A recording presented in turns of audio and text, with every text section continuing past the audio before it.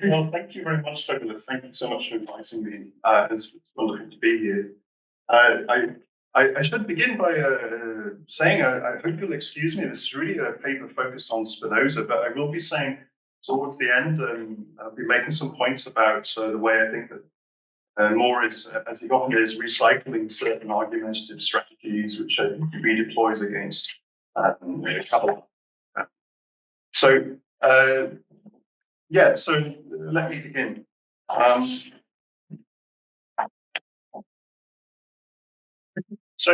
Evidently, Moore doesn't sort of interpret Spinoza as a vitalistic idealist in the same way as he interprets the Kabbalists. Since Moore thought that Spinoza was a materialist panpsychist, and he more sort of interpreted Spinoza as an atheist, and some of the ways in which he handles Spinoza differ from the ways in which he handles the Kabbalists. But I would say Moore does think that the same basic error is being made, monism. But the error runs, as it were, in the case of Spinoza the other way.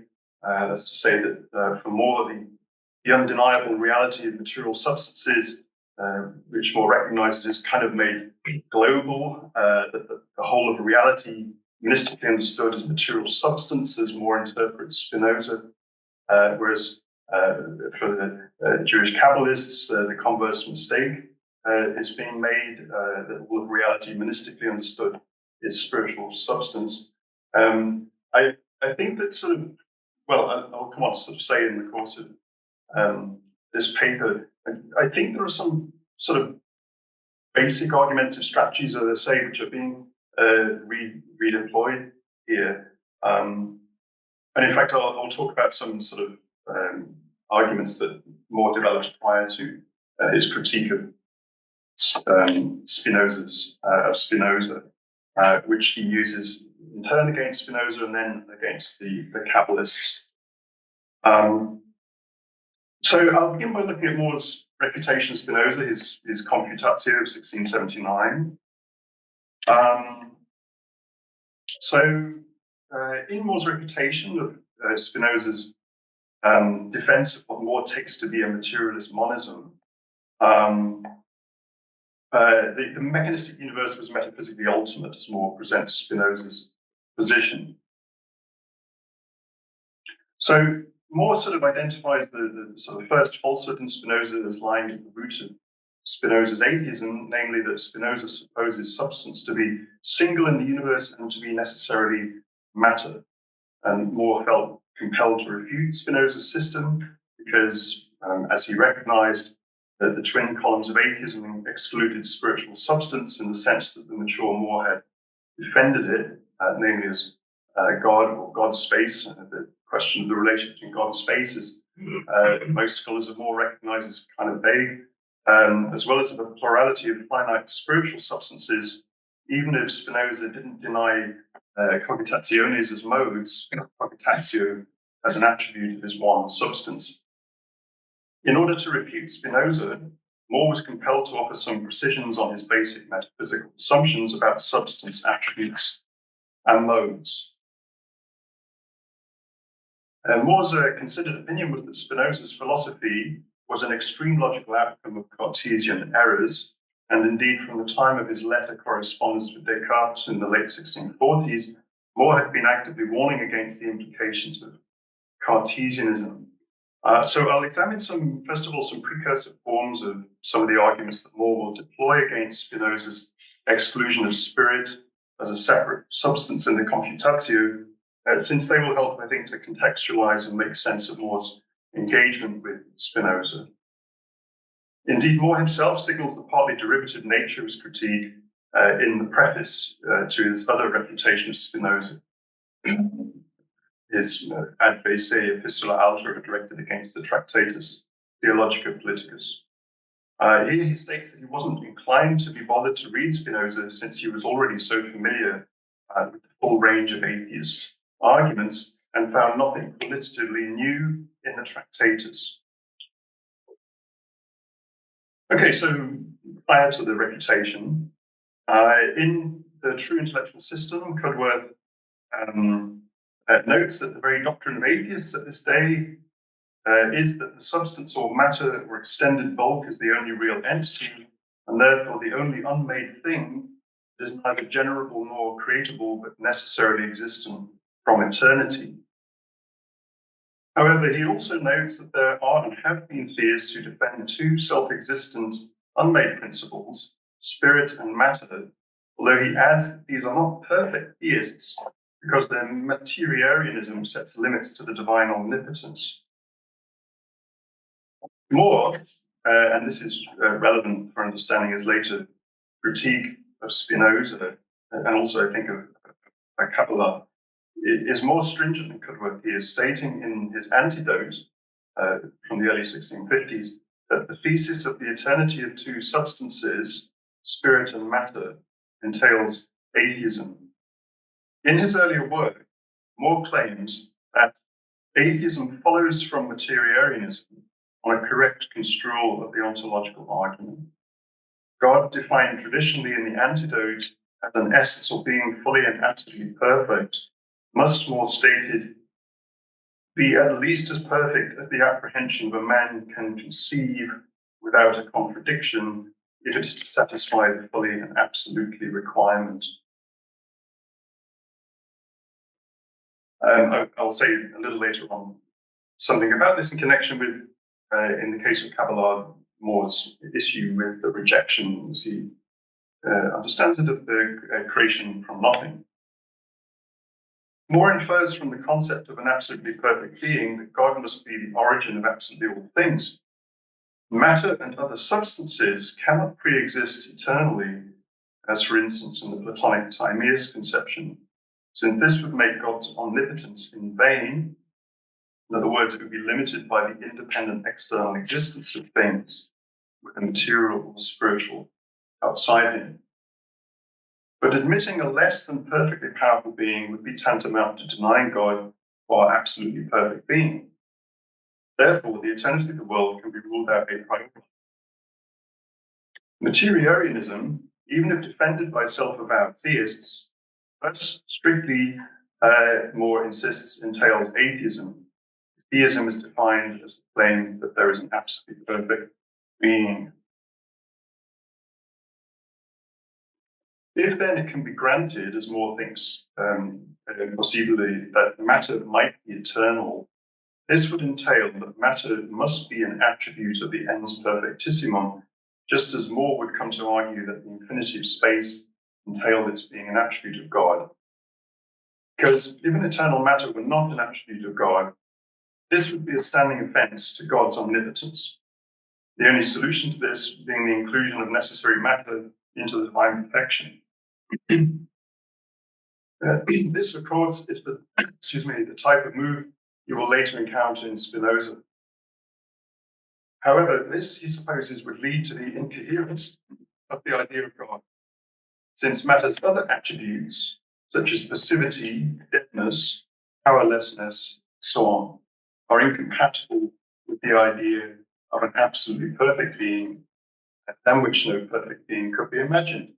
And indeed, More needs his God to have the conjunction of all possible perfections. If we're curious to know whether More might have classed Spinoza as a pantheist rather than an atheist, we might ask, could he have conceived that the non-identity of God and matter might not be an entailment of perfect being theology? Cudworth seems to have been less stringent than More here. He allows that there may be theist corporealists, a limit case of theism, who think God just is enlivened and intelligent matter. So in this case, a material God would be the ens perfectissimum. If the matter, as here, is not dead and powerless and so on, alive and hylozoic, perhaps More could have followed Cudworth in allowing for a third category, imperfect theism, which might include pantheism in some sense, between theism and atheism in the strict sense. One reason perhaps suggesting that this could be answered in the affirmative is the following. Although More liberally attributes imperfect qualities such as deadness and inertness to matter in the refutation, He also, somewhat inconsistently, attributes panpsychism to Spinoza, thereby apparently acknowledging the possibility of hyperzoism. Christian here in the audience has written very nicely on this theme in a recent article from 2020. Could he therefore have admitted the prima facie possibility of a Deus sive natura as a candidate, albeit a very imperfect one, for the perfect being? However, if he had been able to do so, then his critique of Spinoza might have looked a bit more like his critique of Kabbalah. However, even if he were to concede that the bare identification of God and matter is not prima facie excluded by his ontological argument if matter is hylozoic, he could, and he did, still turn to other criteria to defend the ultima facie impossibility of their non-identification, especially the absence of a unified center of consciousness in a material God, his inability to create, and so on. More does seem to take a less stringent approach to pantheism in his comments on a letter addressed to him by Joseph Glanville, subsequently published in More's edition of Sadducismus Triumphatus in 1682, in which Glanville provides an account of his successful semi-conversion of an avowed atheist to an at least pantheist, if not yet fully fledged theist position by ad hominem argument. I won't go into the details of the argument here, but suffice to say that he granted his atheist interlocutor the assumption of the eternity of the world for the sake of argument, but brings him to admit that this must be an intelligent as well as an immense and eternal anima mundi. In his comments, More appears to grant a distinction between pantheism and atheism, in stating that the form of Stoic-like pantheism to which Glanville managed apparently to convert his philosophical atheist is better than to be a downright dull atheist. This shows that even if More lacked the term pantheist, he plainly had the concept. This seems to be more lenient than what More had argued in the Antidotes. That's to say that it is an entailment of his ontological argument that any identification of God with matter was simply atheistic. Indeed, given his endorsement of Prisca Theologia and his deference towards consensus gentium arguments for theism, More had an incentive to find theism or something approximating it in as many places as possible. However, on the other hand, he is constrained by the standards of his perfect being theology to deny even imperfect theism in a pantheistic case like this. Indeed, More insists in the case of Glanville's atheist that it is part of the essential sanctity and transcendence of the exalted nature of God that he be the only thing in the universe which is eternal in duration and infinitely immense in extension. The Stoic theist identification of God with an anima mundi makes God and the creation, quote, grow, as it were, into one suppositum with the visible world, quote. Whereas More insists, again, as in the Antidote, that it is a mark of the eminent perfection of God to be able to create another entity distinct from himself. This is, of course, important also in More's critique of creation from God rather than creation from nothing in the Lurianic Kabbalah. So, despite his more lenient sounding language, More cannot consistently be more lenient here. And a fortiori, not in the case of Spinoza, since, at least as More reads him, one encounters in the latter an identification of God and the world such that they are identical in the strict sense of the identity of indiscernibles. More is thus committed to interpreting Spinoza when he encounters him as a strict atheist and not a pantheist. Schut has noted in his article on More's refutation of Spinoza that the heart of More's argument in the Confutatio is that Spinoza takes res extensa as a substance, and then because of proposition 7, that existence belongs to the nature of substance, it must be necessarily existent. From the above, it is plain why Moore needed to resist that.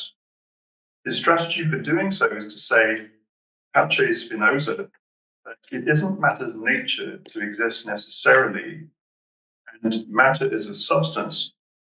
Therefore, Proposition 7, if understood universally, so as a global claim, must be false.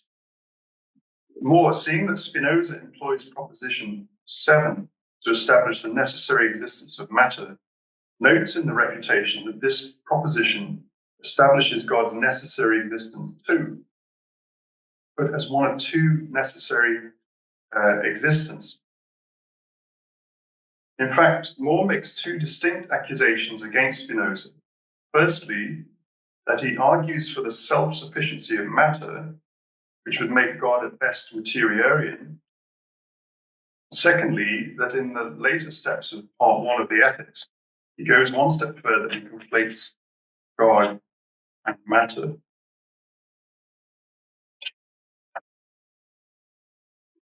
Okay, so before turning to Moore's defense of spiritual substance against Spinoza's monism in the Refutation, I'll consider a couple more arguments from Moore's pre-refutation writings against the possibility of eternal matter, which will resurface in modified form in his refutation of Spinoza and indeed of the Lurianic Kabbalah. One kind of atheistic argument Moore considers in the antidote against God's being an immaterial spirit is empirical in inspiration and argues from the non-detectability of spirit, including God by the senses, to its non-existence, and from the detectability of matter by the senses to its evident existence. This is supposed to justify the claim that matter is the only substance. Moore raises a series of counter-objections to this argument. Firstly, he objects to the question-begging nature of the atheist assumption here that humans have only one form of epistemic access to the world, sense perception, but not reason. Secondly, he thinks he can show the necessity of admitting rational intuition as well as sense perception as an equally basic mode of epistemic access to the world because of its ability to explain non-empirical data such as moral, geometrical, logical, and so on truths, as well as the existence of concepts like necessity and eternity, including the concept of God, which concept, he argues, the atheists have as well, even if they do not believe in God. According to Moore, God, like finite spirit, is known primarily by reason, but even if one ignores reason, he is also known by his operations, leaves evidence of his presence. So we can infer his presence from what is discovered by our outward senses. This empiricist manner of establishing monism is, of course, alien to Spinoza's approach. Nevertheless, these Moorean epistemological arguments will be redeployed in the Computatio in a modified form. And also, this recurs in the third part of the Fundamenta against the Kabbalah. But sorry, what time did I didn't notice? It's 9:45. So I had. Well, you've got plenty of time.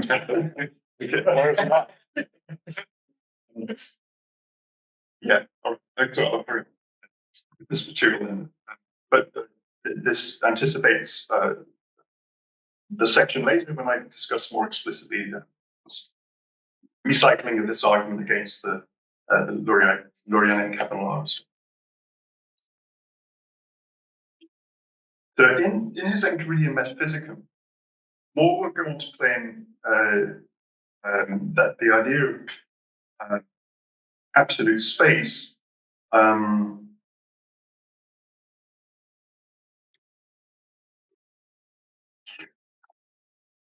sorry, no, I'll skip over that. I don't think it's necessary to touch on that. We can talk about God-space relation later if it's relevant. So when Moore addresses Spinoza's position at the beginning of his refutation, Moore reiterates almost verbatim what he says in connection with Glanville's ex-atheist pantheism, as mentioned just earlier. Quote, "There is indeed a certain essential sanctity and purity of the divine majesty which differs, and is removed from all the rest of things in every way. And this impure sophist tries to violate it, Spinoza, confusing the divine nature with the nature of created things. Well, of course, this also in his critique of Kabbalah is the case too. He sees this confusion. However, it is perfectly clear from More's treatment that he does not think that Spinoza merely fails to be an orthodox theist because of pantheist convictions. This would already establish his atheism. But as the word sophist here indicates, More thinks that Spinoza is not even sincerely pantheistic. For a start, he recognizes no Adam Mundi, but is just an atheist in disguise, identifying God and nature, matter in the sense of the identity of indiscernibles, which, as More supposes, renders the idea of God completely incoherent and effectively collapses it into the idea of matter. More claims that there is no legitimate reason to doubt that in Proposition 14 of the first part of the Ethics, Spinoza understands by God nothing but matter. As if he had plainly written there, he says, besides matter, no substance can exist nor be conceived. Given that More himself acknowledged a spiritual extension alongside a physical one, it's not gone unnoticed, for instance, by Jasper Reed, who's here in the audience, I see, and Douglas, that More could have opted to interpret Spinoza's attribution of extension to his single substance as a sort of cousin of More's own spiritual extension position, rather than accusing Spinoza of effectively reducing God to matter. In what follows, I will offer a reading of why, a possible reading of why he didn't, and my reading will only differ in emphasis from Jasper's in that I fundamentally agree that the sort of basic driver here is this epistemological issue of More thinking that Spinoza makes the kind of confusion.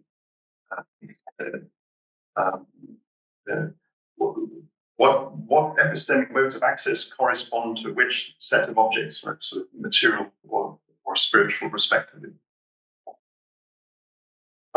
So, as I noted at the beginning of the paper, More identifies as the chief columns of Spinoza's atheism the following two propositions in the Ethics.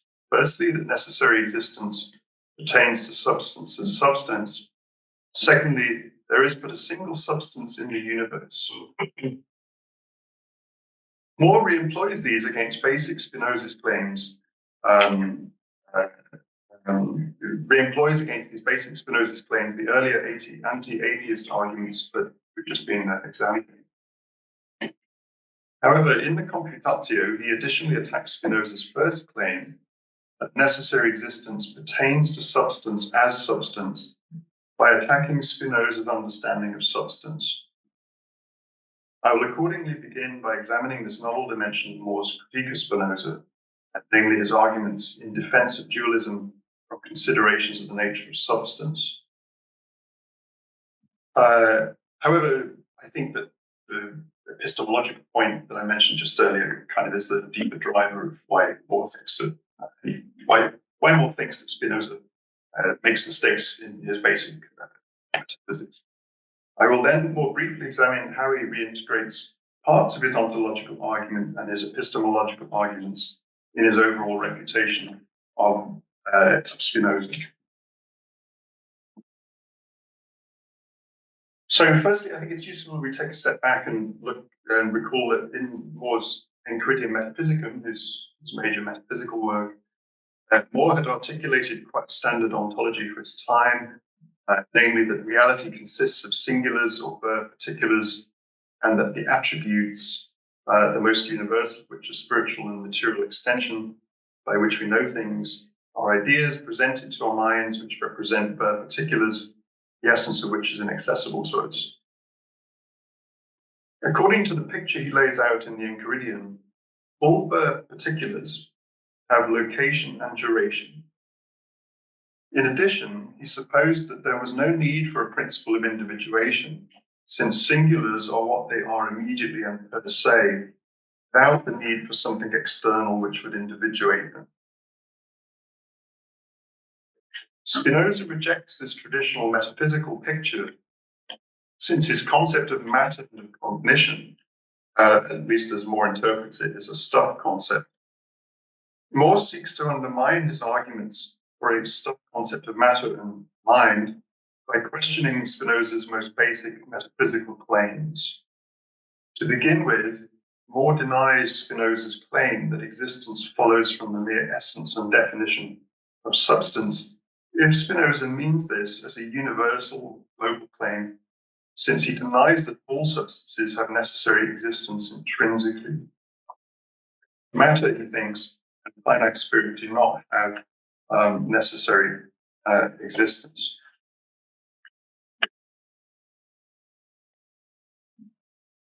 So, firstly, More seeks to block Spinoza's move to a single substance by insisting that substance, insofar as it is a substance, signifies nothing more than subsisting in itself, not as a mode in another thing, which does not prohibit that it have its subsistence from another thing. In other words, there is nothing contradictory about a finite substance, which is ontologically independent in the sense of not being a mode of anything else being created. True, it only continues in existence by virtue of God's concurrence, but More does not equate this manner of dependence on God with a created substance being a mode of God. More had already defined substance by appeal to this independence criterion in the Enchiridion, since there he defines substance as a self-subsisting being and accident as a mode of substance, which cannot exist without a substance.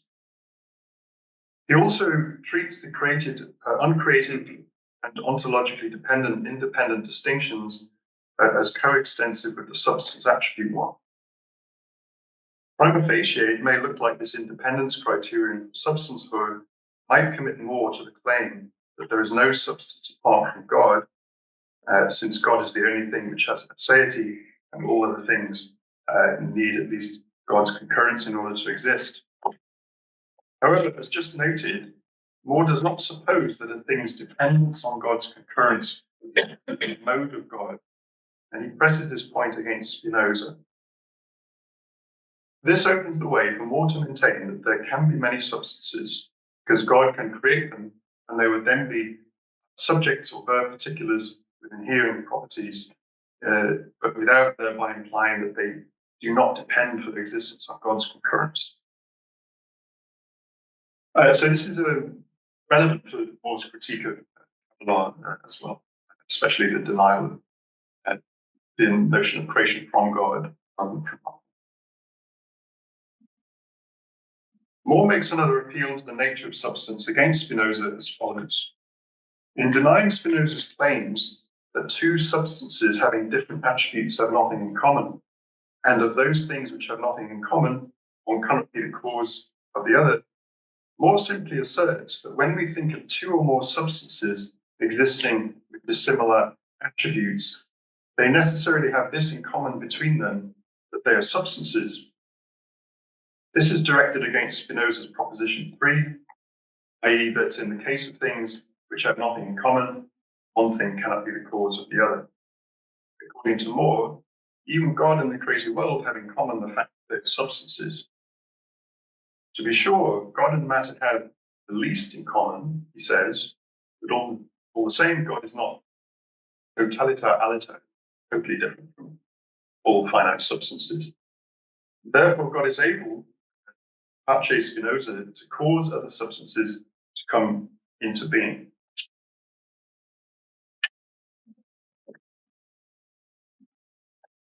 Given More's adherence to the commonly held principle that the bare essence of a thing cannot be perceived, but only its essential attributes, he seems to be helping himself here to the assumption that we know that the substances which underlie the two general attributes of spiritual and material extension have significantly different natures, as well as something in common. In any case, he thinks he can appeal to a second kind of substance not identical with matter, namely space, which will enable him to demonstrate that there are indeed, as there seem to be, discrete individual substances such as human souls, angelic spirits, and the infinite particles of the universal matter. Here he is recycling earlier arguments, the antidote prototype of which we examined earlier, he notes once again that nothing can be a modification of nothing, so that if you can show that there is another extended something apart from matter, there must be another substance. However, there is, according to Moore, another extension, an immobile extension or absolute space. So there is another substance. The immobile extension of space is a substance, but it is, unlike material extension, partless, and therefore he can argue against Spinoza that there are substances which share the same nature or attributes, but which are distinct. Here, material, mobile, material and immobile or immaterial extension. They are both substances and share the attribute of extension, nevertheless differ in their properties.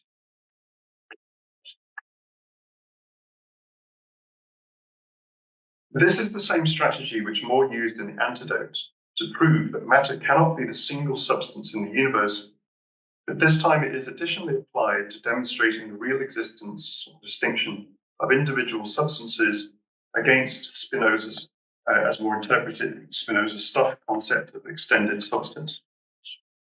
He takes exception to Spinoza's claim that extended substance does not consist of parts or of bodies which are really distinct from one another.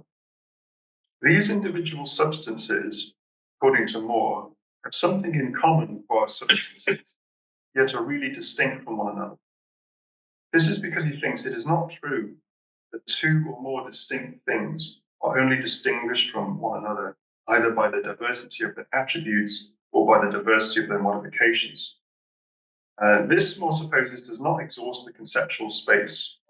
He appeals, as he already had in his Enchiridion Metaphysicum, to a third distinction, real distinction, as he calls it, which he defines as the distinction between all individual substances.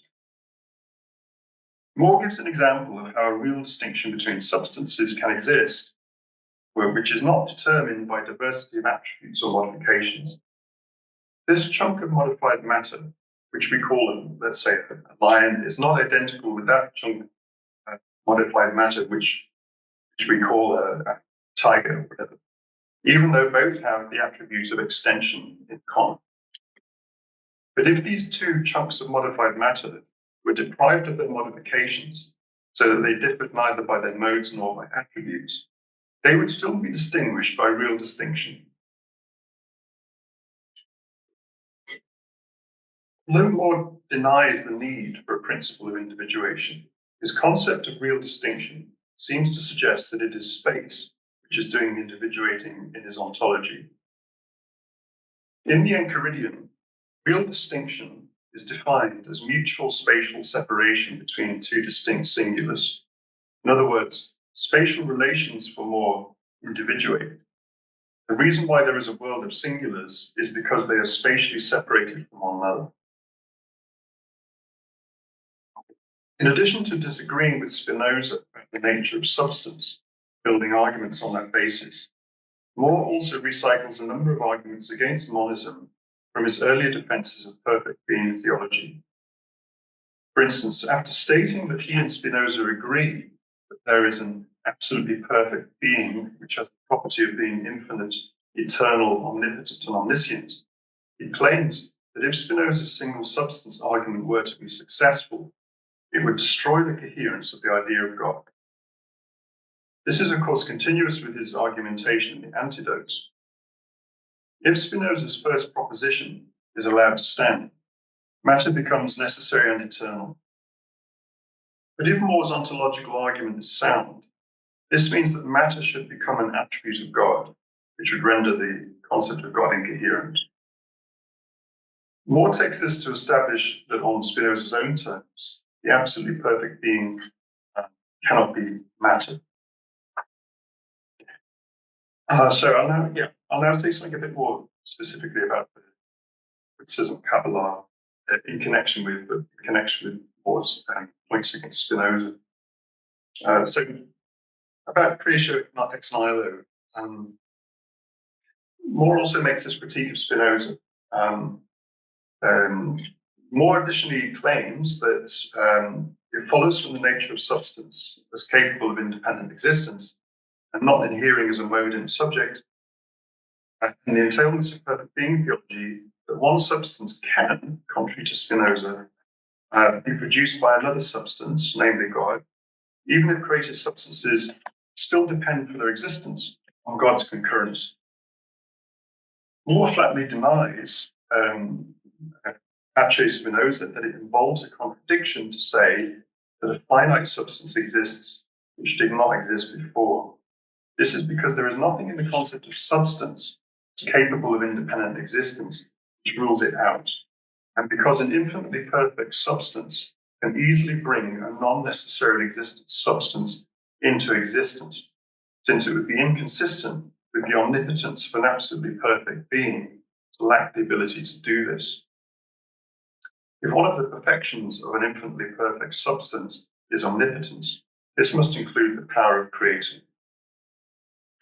Moore argues that it is perfectly intuitive to think that an infinitely perfect substance could be the cause of beings which are inferior to it by infinite degrees. This is again an adumbration of his earlier antidote position. Moore also rejects Spinoza's objection that creation is not consistent with the perfection of the ens perfectissimum, because it implies lack. He insists against Spinoza that when God makes things, he does not make things that he himself lacks, only what other things lack. In the case of the Kabbalah, the denial of creation out of nothing is, of course, also a key premise of Moore's critique of Kabbalists. It is the first of the 16 axioms in the fundamental. Nothing can be created out of nothing, from which Moore supposes follows axiom 2, hence matter cannot be created either. So if the ray of light which flows from Ein Sof into void space is an emanation of the divine substance, then God does not create. Therefore, there is nothing apart from God, and therefore God's creating from nothing is excluded. Moore saw the Kabbalah's position as depriving God of the power to create matter, and in so doing, put the following unhappy choice before Kabbalists: either that matter is of itself self-existent, and souls and angels are made of matter. This is rejected by axiom 3, or that God is material, is the material cause of all things, creation out of God, and therefore God must also be clay and stones and so on. So in this sense, there are sort of similar argumentative moves being made, as he has also made against Spinoza with respect to him thinking that Spinoza sort of reduces God to individual finite things. And in particular, sort of here, Moore thinks that the Kabbalist position of creation from God deprives God of God's perfections. So in that sense, again, there's a parallel with the critique of Spinoza. But the problem here is not that spirit is eternally existing, that Moore believes this too, but that it follows from axioms 1 and 2 that everything else apart from the divine spiritual substance must be made out of the divine spiritual substance. As Josie notes in a recent article published this year, it leads to the result, which is more unacceptable, that everything which is not God must be created not only by God, from God. And this, of course, draws close in one respect towards issue with Spinoza, although with the difference that whereas Moore thought that the Jewish Kabbalists taught a spiritualist, idealist pantheism, Spinoza taught a materialist pantheism, or Moore would just simply say atheism. The final sort of Moorean objection to Spinoza, which I want to look at and sort of draw parallels to the critique of the Kabbalah, was critique of the Kabbalah as well, is a point which Jasper has also developed in his, I think, 2013 paper on the sort of Moore's insistence that, and also sort of Christian too, on a sort of basic confusion that both Spinoza and Kabbalists make between epistemic modes of access to respective objects, spiritual or material, which they sort of mix up. So the final Moorean objection to Spinoza, which I'll look at here, draws on his earlier epistemological arguments. However, whereas Moore critiqued his imaginary empiricist atheists in The Antidote for failing to see that humans had a non-sensory mode of epistemic access to the world, rational intuition, he objects against Spinoza that it stretches the scope of this mode of epistemic access absurdly, claiming that humans have knowledge of matter exclusively by reason alone, or rather, I should say, by both rational and empirical epistemic access to matter. This leads, Moore argues, to Spinoza's devastating misconstrual of matter as a stuff concept. Pace Spinoza, Moore maintains that we acquire reliable knowledge about the material universe through sense perception. He takes issue with Spinoza's distinction between imaginary and scientific knowledge of quantity or extension as seemingly finite and partitive, but really infinite whole. Material parts, according to Moore, are real and not modal, and they can be originated and destroyed. Moore's chief argument against a single partless material extension is that material extension is actually divided within itself. He argues that the most cursory attention to our daily experience of the material world quickly informs us that matter must be divided within itself in this way, by real distinction, because it is confirmed by the motion of things, he says, flowing past one another. Motion thus implies the existence of actual rather than just intellectual physical parts. In The Antidote, Moore had already exhibited a low opinion of reasoning faculty's ability to frame an adequate conception of matter. There he had argued that just as it would be invalid to conclude that God does not exist because he is not an object of sense perception, since he is properly known by rational intuition, conversely, it would be invalid to conclude that body or matter does not exist because the idea of matter as known by reason alone is fraught with difficulties, since it is nevertheless known by sense perception. These epistemological points are carried over here to help make the case against Spinoza's counterintuitive argument, as Moore sees it, for a stuff concept of matter, which is based, as Moore dismissively says, on merely dry and abstract, or let's just say rational considerations, and ignores the deliverances of the daily external senses and experience, he says. According to Moore, Spinoza has made a serious misidentification. By exercising his reason, he has stumbled in an inchoate way on the idea of an infinite and indivisible extension in the form of a stuff concept, but he has applied it to the wrong object, as to say matter, due to a confusion about the sphere of application of reason. As Moore states, there is indeed an infinite and indivisible extension knowable by reason, that is space. Okay, I'm moving towards the end of the paper now. I just finished on a few sort of comments about the particular Kabbalah in relation to that last point. So similarly, in the third part of the Fundamenta, Moore distinguishes two ways of doing philosophy. And I think here is the sort of same argument appearing again. One where the starting points of the axioms are drawn from innate ideas and logical, ethical, and mathematical notions which are intuited intellectually, and another where the starting points are drawn from sense and imagination. As Joseph notes, for Moore, writing in the Fundamenta, the second way of doing philosophy is not absolutely wrong, but only incomplete. It is the half of the true Kabbalistic philosophy, which Moore's own conception, of the Kabbalistic philosophy, which was developed by Democritus, Epicurus, and so on down to Descartes. Of course, Moore sees Spinoza as a Cartesian and in this tradition of sort of one-sidedly and completely developing that sort of part of the true Kabbalah.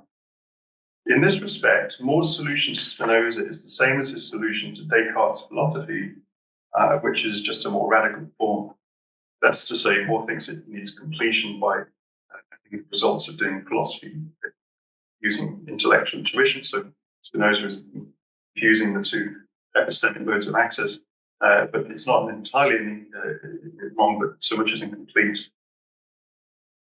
However, Joseph notes that Moore sees a deeper problem in the case where philosophically injudiciously, where philosophy injudiciously attempts, as Joseph says, mix the two ways of philosophizing.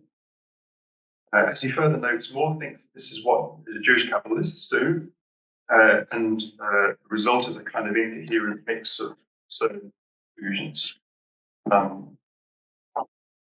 So Joseph thinks, and I think he's sort of broadly right here, that sort of Moore interprets Spinoza as making exactly the same injudicious mix in his refutation. Joseph also claims that Moore is using the same refutation strategy in both cases,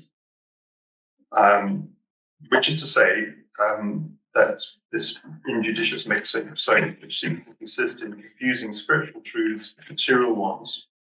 And this results from confusion about which of the two sets of truths, material, spiritual, respectively, correspond to which of the two epistemic modes of access, reason versus sensation or imagination. If we take the true Kabbalistic philosophy, as Moore supposes it is, which is, as Moore presents it, the philosophy revealed by God to Moses, which consists of a naturalistic atomistic part, sort of descending via Epicurus and so on, and a more noble spiritual part descending via Plato. So there we see the judicious mix, right, as Moore would see it, that material truths are understood by the senses and the imagination, and spiritual truths are understood by the mind. By contrast, Moore reads Spinoza, as well as the Kabbalists, as being confused about which epistemic mode of access is adequate for which of the two sets of truths. As Reid has also noted, Moore considered that Spinoza mistakenly thought that material reality is adequately understood also by the mind. Whereas Moore thinks the original true Kabbalistic philosophy revealed to Moses represented the judicious combination of mind, spiritual truths, sense and imagination, material truths. And both Spinoza and the Kabbalists inverted, and Burma too, incidentally, yeah. But otherwise, Joseph is right, I believe, to claim that Moore is employing the same refutation strategy in his refutation of Spinoza and the Fundamenta. That's to say that both Spinoza and the Jewish Kabbalists mix up rational axioms with principles derived from imagination. That is why he attributes to substance characteristics pertaining to matter as well as those pertaining to soul. Joseph notes that Moore identifies the root falsehood of Jewish Kabbalism in the combination of the following two axioms. Nothing can be created from nothing, correctly known by the senses, mistakenly known by the senses and imagination. And two, due to its crass nature, matter cannot exist of itself. Here we do not, unlike in the case of Spinoza, have a case of false philosophy resulting from the confusion of epistemic modes of access and material spiritual truths globally, but rather a case of this confusion operating at the level of certain individual propositions, which then get combined with the result that in conjunction they result in a false philosophy. But broadly speaking, the strategy is the same. Specifically, Moore supposes proposition is true and arrived at by a reliable belief-forming mechanism for its class of truths. But proposition one is false, arrived at by an unreliable belief-forming mechanism for its class of truths. So this confusion of the epistemic mode of access is also saying.